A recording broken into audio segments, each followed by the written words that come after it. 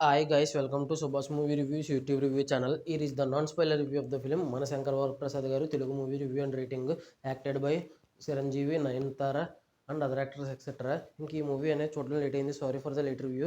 ఇంకా Raja Saab movie review, ట్రైలర్స్కి reaction and constable Kanakam 2 dual others Nari Nadamurari trailer reactions ఇంకా చాలా రివ్యూస్ ఇచ్చింది. నా కంటెంట్ చూడండి. కంటెంట్ నచ్చితే లైక్, షేర్, సబ్స్క్రైబ్ చేసి పక్కన ఉన్న గంట సింబల్ క్లిక్ చేసి నా ఛానల్ సపోర్ట్ చేయగలరు. స్టోరీ ప్లాట్ మూవీ ఎలా అనిపించింది, plus points minus points rating ఇస్తాను కాబట్టి నా రివ్యూ చివరి వరకు చూడండి. స్టోరీ ప్లాట్ విషయానికి కనుక వస్తే, ఇంకా హీరో వచ్చేసి మన శంకర్ వరప్రసాద్ గారు ఎలాగా ఫ్యామిలీ సిచ్యువేషన్స్ని సరి చేసుకుంటున్నారు, సరిగ్గా లేని సిచ్యువేషన్స్ని. అసలు ఒక థ్రెట్ ఉంటుంది, ఆ థ్రెట్ ఏంటనేది రిమైనింగ్ స్టోరీ. ఇంకా ఓవరాల్గా ఈ మూవీ చూసిన తర్వాత నాకైతే నచ్చింది అని చెప్పచ్చు.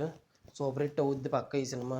ఇంకా plus points minus points rating విషయానికి వస్తే, ఇంకా ఆ స్వాగ్ నెక్స్ట్ లెవెల్ స్వాగ్, ఆ నెక్స్ట్ లెవెల్ కామెడీ.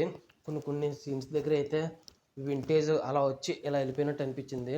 వింటేజ్ని మరీ 100% చూపించలేరు, కానీ వింటేజ్ అలా వచ్చి ఇలా వెళ్ళిపోయినట్టు కొన్ని సీన్స్ కామెడీగా, యాక్షన్ ఫిట్స్ ఇవన్నీ బాగున్నాయి. ముఖ్యంగా నయనతార అండ్ చిరంజీవి మధ్య వచ్చే లవ్ స్టోరీ చాలా క్యూట్గా ఉన్నది. లవ్ స్టోరీ కొద్దిసేపు ఉన్నా కూడా ఆ తర్వాత పెళ్ళి అయినట్టు, ఆ తర్వాత డైవర్స్ వచ్చినట్టు, ఆ తర్వాత ఇది, ఆ తర్వాత పిల్లల ఎమోషన్, ఇవన్నీ కామెడీగా ఎమోషనల్గా రెండు విధాలని కలిపి చూపించారు. అదైతే బాగా అనిపించింది. ముఖ్యంగా హీరో గారికి పిల్లల కింద వేసిన వాళ్ళిద్దరూ బాగా చేశారు. ఆ పిల్లలు అండ్ వాళ్ళిద్దరి మధ్య ఎమోషన్స్ కామెడీ రెండు బాగున్నాయి. ఇంకా వెంకటేష్ గారు లాస్ట్ 30 మినిట్స్ ఉన్నారు, అందరికీ తెలిసిందే. ఆ లాస్ట్ 30 మినిట్స్ వీళ్ళు ఉన్న కాంబో బాగుంది.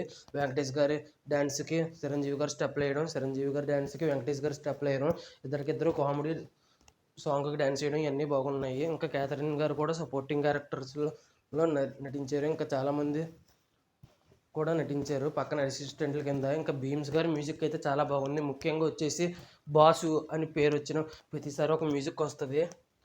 ఆ మ్యూజిక్ అయితే మాత్రం నెక్స్ట్ లెవెల్లో ఉంది. ఇంట్రడక్షన్కి కూడా వాడారు ఆ మ్యూజిక్, ఫైట్ దగ్గర వాడారు మెయిన్ ఆ మ్యూజిక్. ఇంకా అనిల్ రావిపూడి గారి డైరెక్షన్ ఎప్పట్లాగానే ఆ ఫ్యామిలీకి నచ్చే విధంగానే ఉంటుంది. కానీ ఇందులో ఇదిగా చిరంజీవి గారి నటన వల్ల ఆయన రాసుకున్నది సింపుల్ సీన్ అయినా కూడా దాన్ని నెక్స్ట్ లెవెల్లో పండిందంటే దానికి కారణం వచ్చేసి చిరంజీవి గారు అని చెప్పొచ్చు. అది సింపుల్గానే ఉంటుంది ఆ కామెడీ, కానీ ఆ సింపుల్గా ఉన్న కామెడీని నెక్స్ట్ లెవెల్కి తీసుకెళ్ళింది మాత్రం చిరంజీవి గారు అని చెప్పడంలో ఎటువంటి అతిశయోక్తి లేదని అయితే నేను అంటాను.